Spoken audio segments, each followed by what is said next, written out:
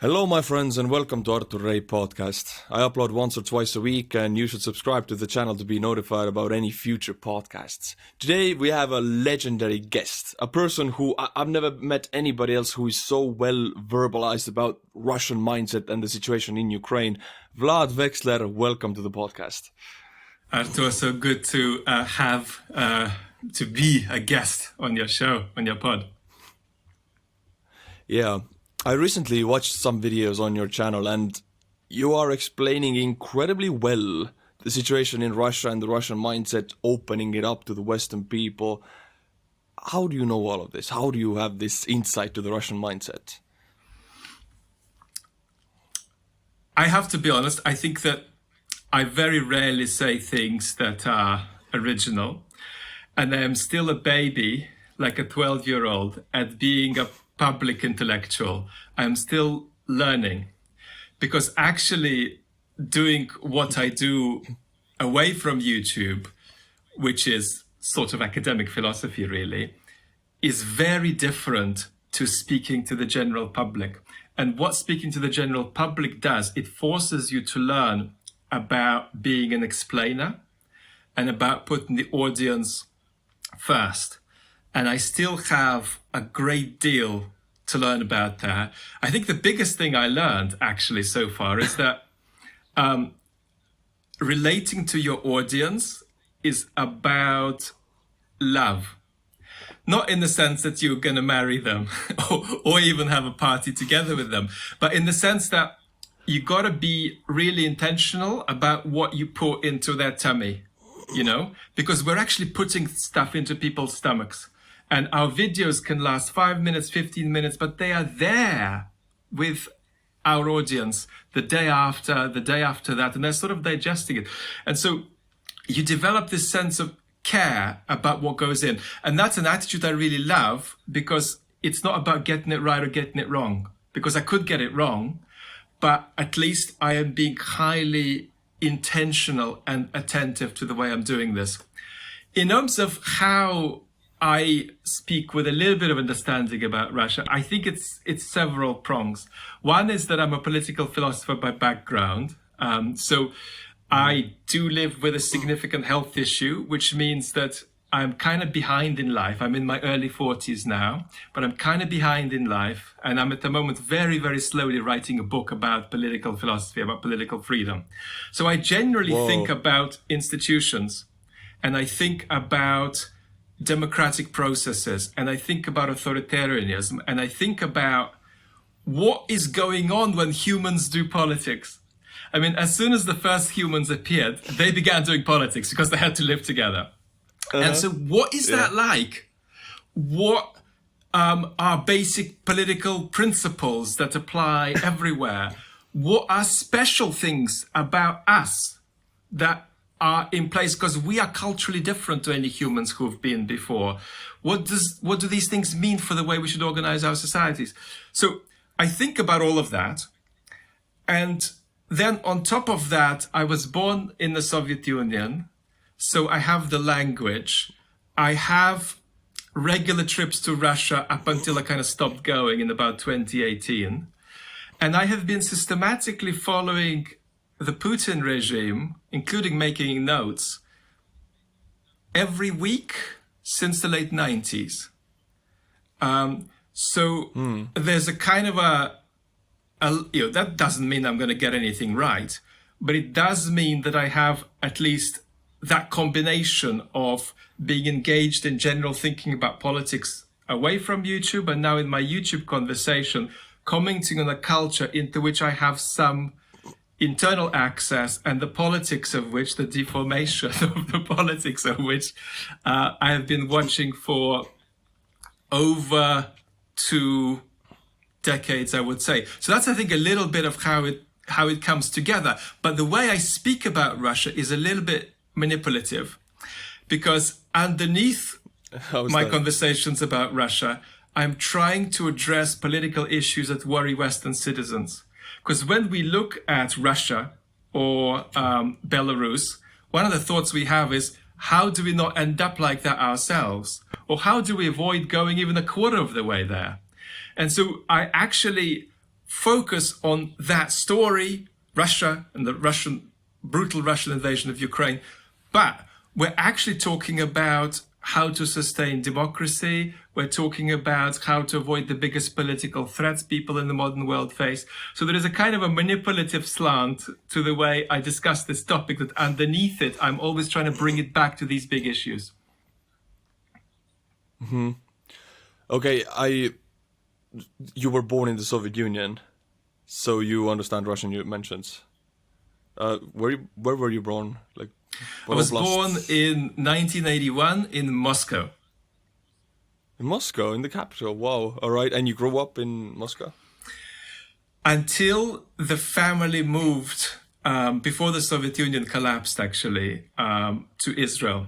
There was this really big immigration. And a lot of people who were Jewish went, and a lot of people who were not that Jewish went, because at that point, the economic collapse was so apparent that people were trying to escape for economic reasons. I mean, it's important not to exaggerate hardship, and there wasn't any grave hardship then, but in Moscow in the late 80s, meat products were gone, dairy products were gone. You could get bread Moscow, and butter in the capital. in Moscow. Yeah. Like As in a Estonia, kid, they always told us that we were lacking these things, but the capital always has these things. Like they have meat and bread in Moscow, but we don't have it. No. In Moscow, in the late 80s, even I remember calling shops, like I would call 5 or 6 shops. And I would say, do you have cheese? Do you have cheese? Do you have cheese? No. And then if they have it, it's not going to be there by the time you travel across the city to try to grab it. So everybody could afford everything, roughly, but the stuff wasn't there. What they did is that they ensured that I think Moscow and Petersburg had some things that may have been missing in the rest of the country. So there was never an absence of bread, and I think there was never an absence of butter. But a lot of things were missing to the point that you weren't going hungry because some foods were there, but it felt like 90% of what would be a reasonable diet was just unavailable. Empty shelves. And people wanted to get out of that. Yeah. How old are you? I'm afraid about that question. We're talking about the Soviet Union here. I'm 26. I was born in free and democratic Estonia, 1996. Very good. Yeah. Very, very good. But Beautiful. I mean, my grandfather was a diplomat in the Soviet Union in many different countries, and he brought down this knowledge about the eras, and he was deported by the Soviets, and they later became a diplomat. So these stories go in the family, the hardships and the things you're able to achieve if you go with it. And he was also in the politics in Estonia later. There was no conflict of being in the Soviet politics, because if you wanted to do anything in the Union, you had to go through the red universities, whatever you wanted to be, So I know the stories of how it was. For example, Estonian farms were really productive, but all of the food was sent to St. Petersburg because they were very close to us. So we didn't have cheese, we didn't have meat, but they sent that to St. Petersburg. And it was made here. So, meanwhile, we idealized, in a terrible imperialist way, we idealized the Baltic states because it felt to us that, of course, the West was a utopia at this point. I mean, that was the prevalent opinion on the street in the Soviet Union. I mean, it's very hard to imagine now, because now I think the visceral hatred of the West on the street in Russia is worse than under Stalin, because it seems under Stalin they hated the US government, really. Now you're going to find really a lot of Russians who say they hate Americans. They don't know the first thing about America, but they hate it. But we idealized the Baltics, and I was, as a kid, for a few summers, I stayed in a tiny village on the border of Latvia and Estonia, and that was always a very magically summer stay, a magical experience for me. And it's so weird to hear this. And you say tiny village here, yeah. And at that at that point, it really is hard to convey how much the West was idealized. And certainly the more educated Russians in Moscow, folks who read books, who were a bit culturally immersed, felt that you guys were much more European than us, that you were a bit more civilized, a bit more progressive. That was the sort of prevalent opinion among the intelligentsia. But how did the Soviet project, even though you missed it by a few years, how does it color your experience of life? Like how have you been shaded by it? Oh, a lot. My grandfather was like a very big man, as I told, like, mentally and physically also. He always spoke about the deportation years, how he was deported when he was 4, he came back when he was 8. So Stalin deported like children also from the Baltics. And that defined him as a man. He had to go as a child, he came back almost Russianized. He went there to Siberia. He was bullied for being a fascist because they were fed that story there. He came back as a Russianized Estonian. He was bullied here for having an accent on Estonia, and like that really made a huge trauma on him. He started wetting the bed. He was bullied, and he grew up like on top of that trauma, making a lot of like working out a lot, being a huge. How is the disc throwing? Think the Olympic sport, disc throwing. Discus, He was is it? like, yeah, he was in the Soviet League for that in the Olympics. Like he built everything he was on that trauma, so he passed all of that on to my mother, and she passed all of that on to me. I was born right now, and I'm hearing these stories, and I'm feeling that, oh my God, this is my trauma, which is it's not good. I have issues because of it. But I feel like it's passed down for generations, the deportation pain. It's hard. I've spoken to a few people, whose families, were victims in the Holocaust. It's hard to explain this intergenerational stuff, isn't it? Because people get affected, even if they themselves miss it, even if they're born after. It's really real. It is. The thing is also, like, since the Soviet times, you cannot live your trauma. You get traumatized, you cannot feel it. You cannot cure yourself because the state around you is authoritarianism. You cannot feel it, you cannot talk about it. So it will be packed inside and passed on to your children. And they were born in the 70s, in the stagnation of Brezhnev. They pack it inside because it's the same thing. And now it's free Estonia. You can talk about your trauma. All right, let's talk about it to our children. And I'm the one who's dealing with it now. That's what I mean. Has the way you're dealing with it changed as you mature? Psychologists for me. I go to psychologists actually to Good. Because it has traumatized me, and I'm like seeking. As soon as I see some signs, I had depression, and I was on the pill for 2 years. Psychiatrist, all of that, gone through all of that. So I'm seeking help. I'm not like gonna pack it inside like my parents. Yeah. I'm proud of you. So good to hear that. And like things are a process in time. It's unbelievable how much things are a process in time, and how much, it's also possible to move over time, even when in the spot that we are in, it doesn't feel like there is this possibility. But it's this possibility to move and to be surprised and to be in a kind of more dance-like relationship with internal challenges, rather than feel that they're, assailing one. That pliancy, that's all possible. And the fact that you're committed to this process is really, really admirable. And you're speaking about it now. A lot of people don't 40,000 Estonians were deported. Estonia is so small that almost everybody has grandfather or grandmother. And nowadays people, they don't talk about it. They push it down like their parents, and you can see it in their behavior. They drink more. They try to find more ways to not feel in the moment. And that means more drugs, more drinking, doing stupid stuff. So it really affects your nowadays life, the fact that your grandfather was deported. Insane. 3 generations later.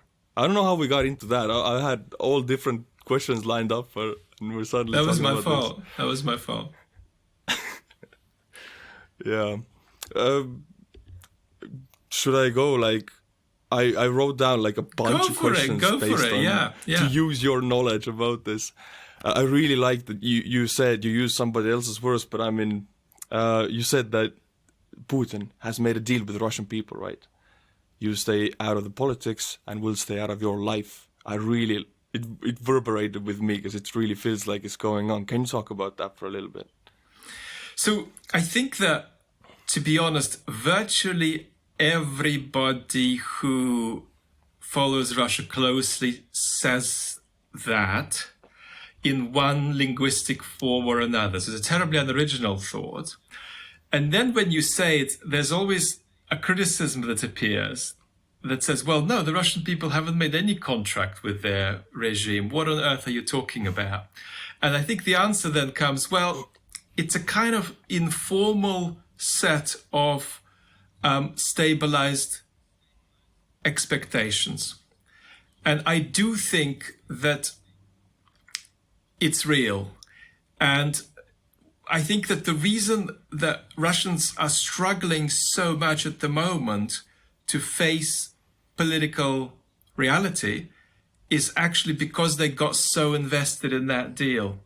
And the deal has been all the way under Putin. We're going to do politics. You live your life. We're not going to come for you in the middle of the night, except in very, very, very rare cases. So you've got to be really unlucky. And we're not going to stop you from, up to a point, doing a little bit of enterprise, building your career, maybe doing a small business. You may need to be corrupt to some extent, but we're going to stay out of your way to a reasonable extent, and you're going to subsist. And we're not going to come and pick you up, send you to a war. We're not going to pick you up, send you to jail in the middle of the night. But in exchange, and you might even live in a country that's relatively prosperous because we're a gas station. But in exchange, you stay out of politics. And as soon as you begin to enter politics, we're going to say, you know, this private freedom that we gave you? Well, now because you're asking for public freedom, we're going to take both away. So that's the deal. And what I think a majority, or at least half of the Russian population feels, is that they are really invested in this deal, and that therefore questioning it is hard, like really hard. Because for Russians now to say, oh my word, our government has now taken away our future for the next couple of decades. It's launched a brutal invasion of our neighbor for, quite frankly, the most illogical reason that Russia has ever started a war for. And we are so screwed. But you see, for Russians to realize all of this, they need to question this arrangement. And that means admitting that the arrangement with politics they made, that they've stayed in for over 20 years, has ended in catastrophe. I think that's incredibly difficult to admit, because that's what they've been investing in for so long. And back to what we were saying earlier, I think there is also a legacy of Soviet trauma there, because intergenerationally, people were trying to get the state out of their life. They were trying to sort of walk by as uninvolvedly as possible and sort of get through their life without the state capturing them too much. So there is that inheritance. And then there is Putin coming in and making almost his central project political dissociation. That whatever happens in Russia, the thing that must not happen is people working together to realize certain political goals. And that's why all the protests you see in Russia are hugely piecemeal. They're very rarely constitutive protests against the regime. They are protests against this issue that's local, or they are national protests, but they're delimited to a particular cause or particular request. So there's been this extraordinary political attempt to stop people working together. There is this Soviet trauma, and then there is this deal. And it's so difficult for the Russians to admit, for that majority of Russians, or half of the Russian population, the ones that are particularly depoliticized, to admit that this has gone wrong. And that's why the problem isn't that they're uninformed about crimes and genocidal activities in Ukraine. It's that they can't face it. Because facing what Russia is doing in Ukraine means completely giving up on their understanding of how they should relate to politics. And that is what is still not moving much. Even with mobilization, that is still not moving much, because you've really got to reckon with yourself and say, look, this deal I got caught up in has ended in catastrophe, but the overwhelming inclination is, no, it couldn't have possibly. So if it seems like catastrophe is happening, it probably isn't real, because surely that can't be what has come of my way of relating to politics. So I think that that's more in the realm of denial, therefore, than in the realm of ignorance. And that's why when you present, I don't know, pictures of Bucha to Russians, the response isn't, I don't know anything about it, it's no, it doesn't, no, we didn't, no, it couldn't have, and so on. And so, there's a real incapacity to question this informal deal, as I call it. And this is a huge political and moral crisis in Russian society at the moment. Honestly, this explanation right now, and when I was watching your videos also, I've been making these videos and talking about this, and I've always had this missing link of understanding why the Russians don't come to the street. And as you said, I thought that it's about missing information, that they don't know. But now I know that they know what's going on. It's not about presenting the photos to them. This is the missing link. It's about that they are not able to face the fact that they have been living in the wrong. Their whole life is a lie if they admit that. Because that's like 20 years of their life, even more. And when you can't face something, you sort of half forget it, So it's not that they really know everything in detail. They are trying to look away, but they do know enough. You see what I mean? So what I'm trying to say isn't that they could give us a good presentation of Russian war crimes in Ukraine. It's rather that they have a sense that something is really, really wrong. And they know that something really, really off is going on. And to face that, they need to put into question their entire relationship with politics. And that's so hard. And I think they're going to do it eventually. But more elements of the system will have to snap first. But it's not only their relationship to the politics that they would have to change. It's a personal life and the way you are in the world and in your community and as a Russian and as a society. It's not like only, I think this bleeds into every other decision they make about their lives. It's not like one. Exactly. And so what you are saying is what I should have made more clear. And that's that when I say politics, I mean the sense of being a citizen. That's a much more broad sort of experience. It can even affect how you walk down the street and what you think about what's going on around you. So when I say politics, I'm not talking about how they think about what's going on in the Kremlin. I'm talking about what it's like to be a citizen. And the situation I've described at the moment is that 50 to 60% of the Russian population are a population rather than citizens. They do not share they share a geographical space, but they don't share a civic space. And we are often talking about what it means to share a civic space in the West, because we are fighting often and having conflicts.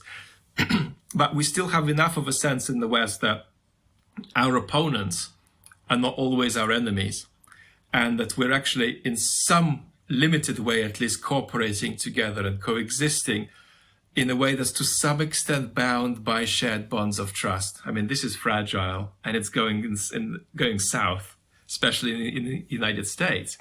But in Russia, this civic sense is overwhelmingly missing. And the story we've just told is the positive story of how it might reappear. But then there's also the negative story that I'm still skeptical about becoming true. But that's the story that Russians become more politically conscious and more citizen-like, but in a more totalitarian sense, coming to one with the regime. Because that's the other thing that could happen. Russians do not have to become constructive citizens. They could also become destructive citizens if Russia keeps tumbling in what, quote unquote, we call the North Korean direction. So, like you mentioned in your video, there are like these groups of people and Russian people who are like sleeping politically. They suddenly become awake and they choose the Putin's group. They choose the supporters group. And they're gonna be these citizens who support their leader like actively and knowingly. Like this is the worst thing that could happen there. And I don't think Putin could choose to make that happen, but events could give him a shot of making it happen much more than it's happening now. And that's why I've used this terribly clumsy language, and I've said that Russia has gone quarter totalitarian after the war started, and then largely slowed in its totalitarian progression. And we need to see whether this progression is going to accelerate, whether it's going to stall. But something happened almost overnight after the war began, where they simply asphyxiated the few islets of freedom in the country. But then it's a question, how far is this going to go? The biggest trend we're seeing now is in the school system, where they are pumping levels of manipulation and propaganda into the school system that are completely unprecedented, even unprecedented for 2021 standards. And we need to see, is this going to be effective and how far it's going to go? At the moment, it's not that they are trying to prepare a generation of Russian children to be adults who fight a total war against the West. But it's almost like they want to cover themselves for that possibility if they need to mobilize people in that way. And what you're seeing, sort of the toxic stuff that's being inserted into the school system, is about sort of seeding these possibilities in. And can you see how abusive and toxic this is? Seeding the possibilities in kids' minds that they may need to be politically, if not militarily, mobilized in the future for some kind of a total war against an external existential threat. Yeah, I mean, this is what my mother was telling me when she was going to middle school or preschool, 3rd, 4th grade. They had military basics, political basics, the red communism basics, I think they learned already. And in the 8th grade, they were dismantling Kalashnikovs. And this was the Brezhnev time of stagnation. It seems like Russia is moving that way. Like children are taught these basics. They're prepared if you need, like, prepared on politics that Putin has chosen. I know some schools are dismantling Kalashnikovs already, and the stagnation is about to follow with the sanctions. So they're moving in the direction of the 80s in the Soviet Union, I think. And in the 80s, you remember that the West was almost like glorified, how good things came, good music came from there and stuff like that. So it might have an opposite effect on the people. I would find it difficult to imagine Russians just turning westwards overnight, no matter what political change occurred, because I think that it's now going to have to take a process of some kind of cultural deputinization, if you like, not just getting rid of the regime. But I do think that there is something more ugly about this type of propaganda, precisely because it's not based on any ideas at all. The Soviet propaganda was based on bad and dangerous ideas. But this propaganda is so spectacularly devoid of ideas that it's even more disturbing. I mean, you're seeing this in all of the countries that are on Russia's border. One of the first things that everybody in these countries, or most people in these countries, feel is that quite certainly it's true that Russia has nothing to offer. I mean, there isn't any kind of a project that Russia is offering that even has good sides. and many, many, many bad sides. Russia has nothing to offer. So this propaganda is being constructed out of just sand. It doesn't even have the Marxist-Leninist ideological materials. And it's clearly emanating from a state that is part, I wouldn't even say ideological, it's sort of part, a kind of concoction of almost quasi-mystical ideas and part gangsterism. And you even feel that in the way the propaganda is infused and in the way that the school children are being propagandized. So it's very, very ugly. I mean, I have a very quaint relationship with Soviet propaganda because by the time I met it, it was innocent. It had no bite. So I still caught that Soviet curriculum, and I had to say that, I love Lenin and all of that. But at that time, nobody believed it. And so for me, it was something almost fluffy because I was lucky to catch it right at the end. But I think that you're quite right. It's going in a bad direction.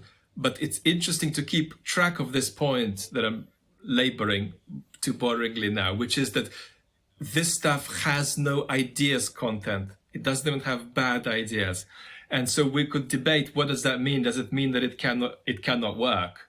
We're going to have to see what happens. But this absence of ideas, this absence of even a kind of civilizational vision, even one we don't like, is startling. I completely agree that it's void of ideas, because I've been watching on my main channel videos, I've been watching regularly Russian propaganda TV clips. I do this, and it's pure comedy. The ideas that they feed tens of millions of Russians, they have no basis, they have no analysis, they're just brought out of thin air. Like, some propagandists are bored and like, we don't have any ideas, give me an idea, oh, let's do that. Satanism, drug addicts, denazification, all of these words, where do they come from? There's no basis to them, there's no historical evidence to back them up. So I feel like they're losing their creativity a little bit, like, or what do they back their ideas with? There's a beautiful book by Peter Pomerantsev about how Russian propaganda works. It's quite a few years old now, but it's still extremely relevant. And one of the arguments that all of us who follow Russian propaganda make is that it's got this postmodern quality. That unlike Soviet propaganda, it's not trying to persuade people of a particular message. It's trying to present a set of incompatible messages designed to pacify people, confuse people, and make them give up on the idea that anything at all is true. You see, Soviet propaganda was saying, this collection of bullshit is true. Believe it. You don't want to believe it? Just pretend that it's true. Please, come on. Or, that's in the soft times. But this sort of propaganda doesn't say, believe us, we're telling you the truth. It actually says, don't necessarily believe us, but don't believe anybody else either, because it's doubtful whether anything is really true. And that's much more toxic. Because what this is that 1984 makes you, stuff. What it makes you do is not give up on believing in this or that fact. It makes you give up on the idea that you can ascertain facts. So that's very, very effective, unfortunately, and you see its impact on the street. Even if you'd never go to Russia, but you watch a lot of the Vox Pop videos on YouTube, as I know a lot of our communities do watch these videos on YouTube, you see the comment that consistently recurs, unless you're talking about the more, politically initiated people, which is, in the end, it's hard to really tell, what's going on. In the end, I'm not sure if I can really know how to read this situation, so I'm going to step out of it.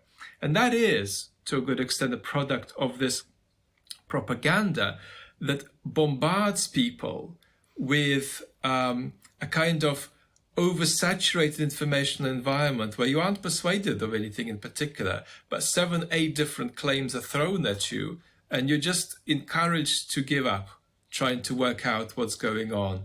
And that again ties to this goal of having a passive depoliticized population. My God, I again had a missing link of why this propaganda is it working, but now I see that it's incredibly effective, unfortunately, because the goal you just described to me, this is happening in Russia. I mean, the propaganda is working. Because you would need to be, I mean, you and I would need to be pretty gullible to believe that even an uninformed population could actually believe the stuff that's being said. Like, I don't think you can persuade 100 million people that your neighbor is full of some kind of, satanistic and devilish, values, rituals, and activities. You don't really persuade people of that, but you do wash through people's brains to such a state that they begin to question whether anything is true. And what's so interesting is that very often it's the desire to not be fooled that makes people doubt everything and give up on the idea of truth. So very often people start really wanting to get it right, but becoming really suspicious that anything is true, and then they give up. So it's often a kind of instinct to get the world right that leaves people skeptical that the very idea of getting the world right has any place. So there is this postmodern aspect to Russian propaganda that is unfortunately quite effective, but we don't know how it's going to evolve, because I think what's happening now is that for the first time the Kremlin is potentially getting a bit uncomfortable with how autonomous the propaganda machine is. And we're going to have to see how this evolves, because you necessarily have to have autonomy to seed all of these incompatible messages. You have to be not taking edicts from the Kremlin, but be sort of floating parallel to the Kremlin, sort of feeling the vibe of the Kremlin without taking instructions and improvising, and then self-correcting. But I have sensed that on a few occasions recently, we've had both top-down interventions in the propaganda machine and an unprecedented level of nervousness among the propagandists, that they now don't know what would be an unstable ground to step on, and they get tied up in knots. So that itself is a very kind of unstable, moving picture, how Russian propaganda is evolving. Yeah, I read a report that the Russian propaganda TV show Solovyev show, in the last 3 or 4 months, they were casually, slowly losing viewers. The ratings were going down. And then the Kremlin stepped in, top-down, heavy intervention. And they, as much as I know, they let the Solovyev show know that pull back a little bit. Because, if it's so out there, Satanism, denazification, drug addicts, people, as you said, it works. People are becoming apolitical. They don't care anymore, but they don't watch anymore because they don't care anymore. And that's not the goal, I guess. They want people watching still. So they toned down a little bit.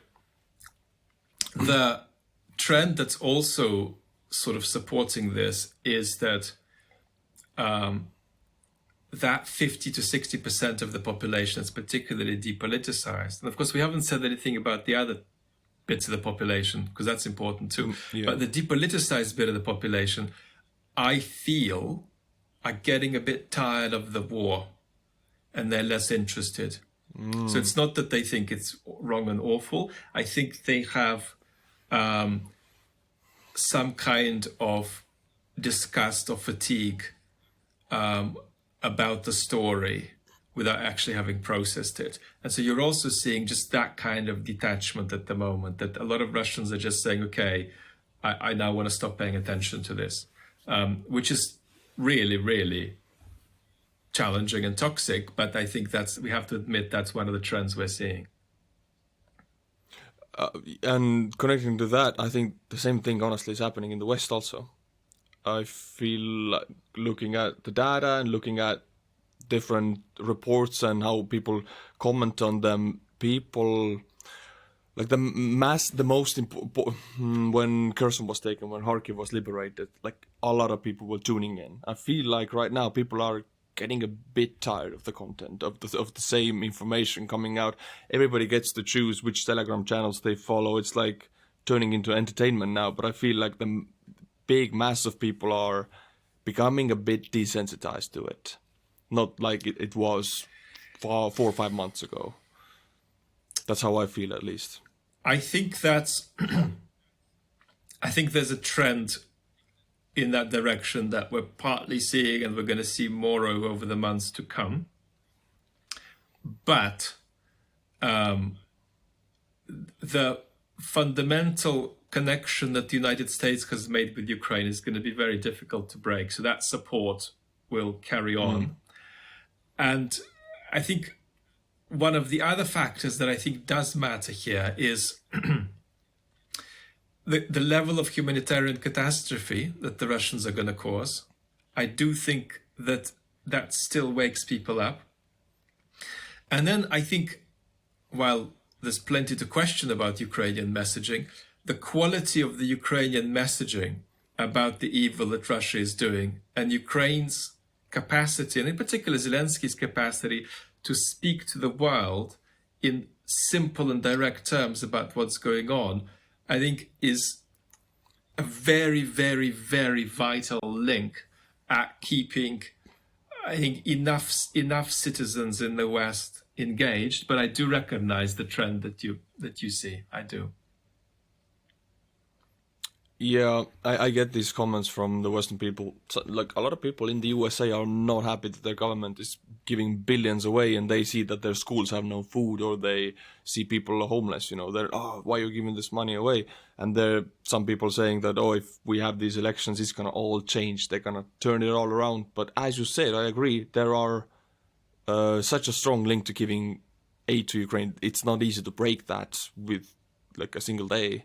It's not gonna go anywhere. I think that's what I believe. Yeah. One of the challenges is also that I think that if you take an anti-hawkish stance on U.S. foreign policy, as I would, for example, finding out a lot more in detail about this war and what is happening in Ukraine and what the Russian regime is doing encourages you to be hawkish on this particular conflict, hawkish on this particular issue. And I think that people who don't know enough about the conflict just sort of continue with their typical anti-hawkish position on other US interventions.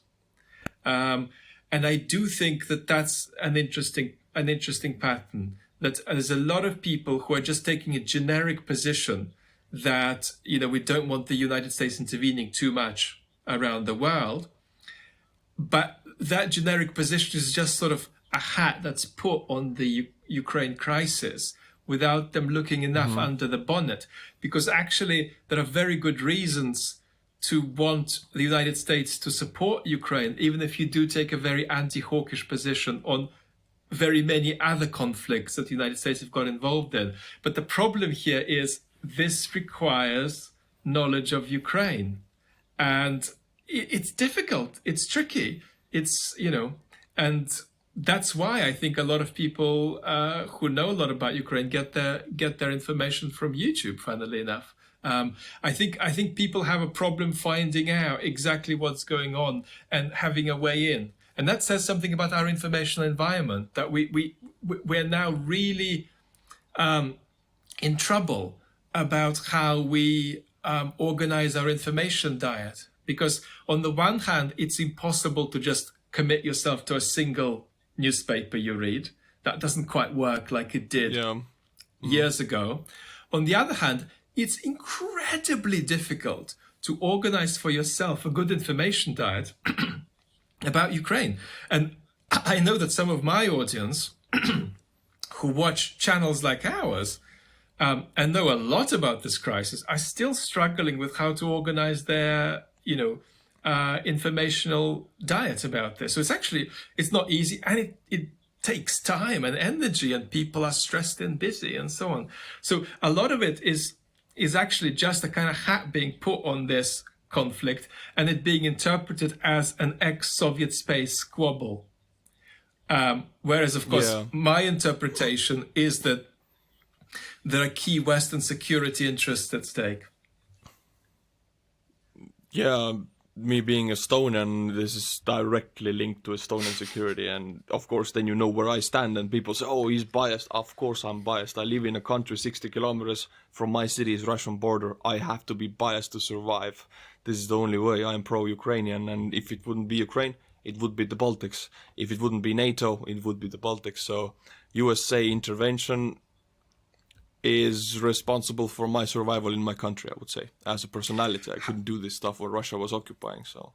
How did you feel about this "it could have been us" thing when Putin invaded Ukraine? Because my sense, I mean, now we can be more relaxed about this, but my sense since about 2015 has been that I've been very concerned about the Baltics, and I'm much less concerned now. But did you have this feeling that wow, this could have been us when the war started? Yeah. Oh yeah, for sure. I think I didn't sleep for a week or two. I was live streaming every night because so much was happening. It was all new. It was just like 6-hour live streams, detailed descriptions of events coming in. I'm delivering them. Couldn't sleep. I was afraid of I was checking my email all the time, getting the letter from Estonian Defense Ministry that you're now mobilized. I didn't get the letter. Lucky me, nobody did. It was good. It was okay, but we were all afraid. We were all anticipating that letter. Because in Estonia, you get an SMS or an email, so because everybody was checking you'd be in the emails. first line to be called up. Oh yeah, I'd be infantry in the first line, definitely. I'd be the one to go to the front immediately. So everybody was very anxious, very much afraid. But honestly, as you say, you're not worried now. I'm not worried now because now we know all the divisions that were in Kaliningrad, all the divisions that were on the Estonian, Latvian, Lithuanian border, they're minced up in Ukraine. There's nobody here anymore. Right now, I could say Russia does not have a force to strike the Baltics with. They just don't have it. So I'm not worried right now. And that feels good for like the first time not to be like worried that your country is going to be overtaken in almost all my life. I have an old video on my channel, maybe 2 or 3 years ago, where I'm talking about Putin. That's when I wasn't uploading regularly. I wasn't committed to YouTube yet. And I begin talking about the possibility of Putin's foreign misadventures. And my first thought then was the Baltics, not Ukraine.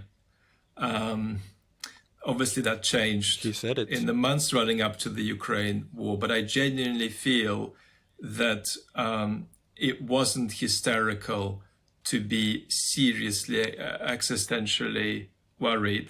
And one could make the argument that if Putin hadn't experienced the COVID isolation, that his thoughts about not attacking Ukraine first could have been different. So, I don't think it's hysterical to talk about a very serious existential threat over several years to the Baltics, pretty much from the point when the Putin regime began taking this much more obscurantist civilizational turn. It happened, I think, in his mind earlier, but in terms of the the real politics, probably in the middle of the 2010s. And I have to say I've been uncomfortable, to say the least. And I expected, if I expected an intervention, I expected it in the Baltics first. So that was my sense. And so I'm in solidarity with you about the threat that your country was living under. And fortunately now that's not necessarily over because we don't know what's happening 20 years from now. But you've got a huge buffer now of time where you don't have to be alarmed, but do have to be prepared. Yeah, it is a weird reality for me to say that, not thanks to, but because Russia attacked Ukraine, they have themselves kind of destroyed their ability to attack the Baltics because there are no forces on the border. And you know that they're really not afraid of NATO because their border is empty. There's only conscripts. Like, they would never leave the border so unprotected if they would really anticipate an attack from NATO, like the propaganda says. So they really don't. They don't see not NATO afraid of as a NATO. military threat as much as they see NATO as a Not at all. civilizational threat. So Yeah. you see, they see NATO as a threat because they don't want NATO to exist. But they don't see NATO as a threat that might constitute some kind of attack on Russia. So I think that's the distinction. But I think that it's important to say that there's a strong case to be made that Ukraine, in Putin's mind, constitutes a threat to him so long as it's relatively independent and democratic, even without NATO, even without any kind of membership of anything. The idea that there's going to be this democratic society with various cultural links, well, that's gone now, but with various cultural links to Russia, and that could be the case when the Putin regime is wobbling. I think in his mind, that presents an existential threat to his regime, and an existential threat to him, an existential threat to his life, and an existential threat to Russian civilization, because he half sees himself as basically an expression of it. And so this is partly why I sometimes, with a bit of exaggeration, say that in Putin's mind, this is a defensive war, which is why he's so committed to it, even though he's losing it, because he sees a Ukraine that he does not control as existentially threatening him, even without any conversation about NATO membership. I'm not saying he's not exercised about that, of course he is, but if you take NATO membership completely off the table, permanently, Putin sees Ukraine as an existential threat. Just a relatively democratic, independent Ukraine that's not in Moscow's ideological sphere of influence. Yeah, and if let's say Ukraine would never join NATO, but they would go the democratic way, still Ukrainian and Russian people and families have so many connections, they talk to each other. That would be like authoritarian people living next to a democratic neighbor. They would talk to each other, the information would be exchanged, and that would weaken the propaganda and his hold on his country and people. If he would have this loose power next to him, even if it's not in NATO. The Russian sociologist Greg Yudin, who's been wonderful at speaking to a Russian audience about this war, pretty much goes as far as saying that when Putin looks at an independent Ukraine, he sees an image of himself as Gaddafi. And he thinks that Ukraine could help cause that kind of outcome for him if it's a free, democratic, independent Ukraine next to Russia's border. And so that's why, as disturbing as that seems to us, there are genuinely preemptive and defensive elements in his mind about what he is doing. Which, yes, to understand his mind is very good to know this, but in my eyes it's still a delusional man seeing with glasses things. But to understand his mind and why he acts, it's of course very good to know this. But it's terrifying. It's terrifying what being at the top of a kind of amorphous, quasi-mafia-like authoritarian regime for so long does to you. Because Putin had quite a few issues even before he came to power, and he didn't have any democratic credentials whatsoever. But, I mean, the Putin of 15 years ago would, of course, be completely incapable of all of this kind of stuff. So there is this extraordinary process of degeneration that you're seeing, and it's partly just a product of being in unchecked power when you're not disciplined, when the political system around you isn't even a system. It's a sort of some kind of a ill-assorted blend between the board of a corporation and a mafia organization. You drift. And then I think COVID came in and probably drifted him even more from a circle of people with whom he was communicating. And you could sense that because to some extent, if you speak to people in Eastern Europe who travel to Russia, if you speak to people in Moscow, up until the war, up until COVID, in fact, people kind of had a sense to some extent what Putin had recently been talking about, because somebody had spoken to somebody who had spoken to somebody who had been there. And these sort of broken telephone-like chains of communication just ended with COVID. And it was clear that people who think of themselves as having some kind of indirect access just had no access at all. And it was therefore palpable that he was speaking roughly to 2 or 3 people ongoingly, and that's it. And so the grandiosity, the isolation, the detachment from reality, I think, was put on steroids at that point. Yeah, I could imagine right now he's very isolated, and the paranoia, maybe he's not trusting anybody. We don't know about how was it called in English? I forgot that if you try to kill somebody, the attempts on his assassination. Life. What is it? Assassination attempts. Like, these are quieted down. He has had some. He has had some like experiences with poisoning. He has had some other experiences, and that really isolates him because he's also paranoid. And he is never questioned for the last 15 to 20 years. And what does that do to your mind if you're always right? Nobody like. He's degenerated to a state where he thinks he's sort of Russia's historian in chief, and he genuinely believes now he's sitting there interpreting Russian history and figuring out what role he must have in it. And I think he experiences all of this as a sort of a grave burden that he must carry because he alone can do it. There's this real sense of, if only people understood how difficult this is for me.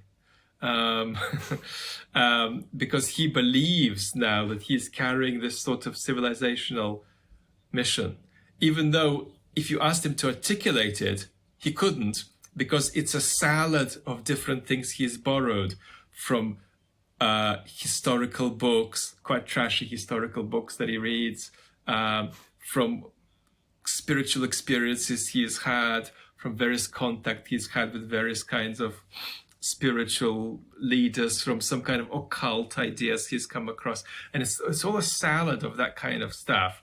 Very little of it is historically accurate. I mean, Putin models himself on people in Russia's past, but he has a very poor understanding of even his own heroes. I mean, his main hero up until the last few years.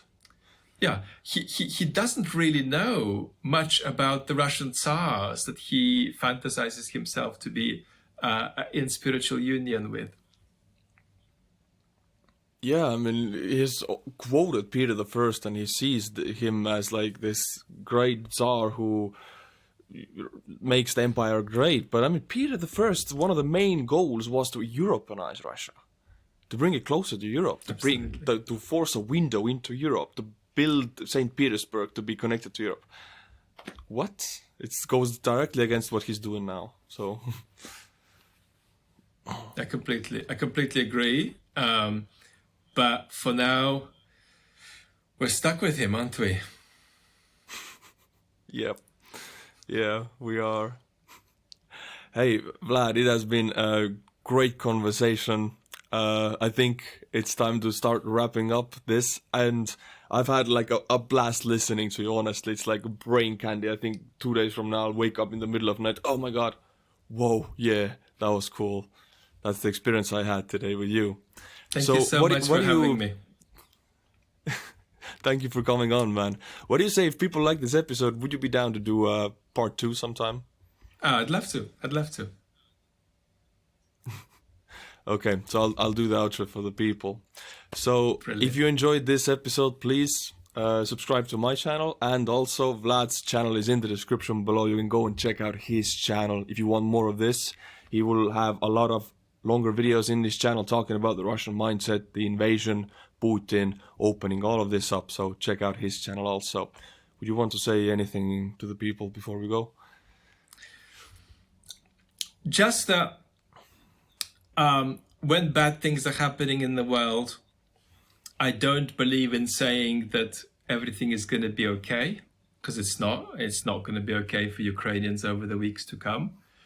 But I do believe in something like this too shall pass, and that things shift, and that things change, and there is always room for hope, and there's room for possibility, and there's room for truthfully describing the world as it is, and not despairing as a result of the description we've generated. So Thank you for these beautiful words to end this podcast with. My friends, I'll see you in the next one. Bye bye.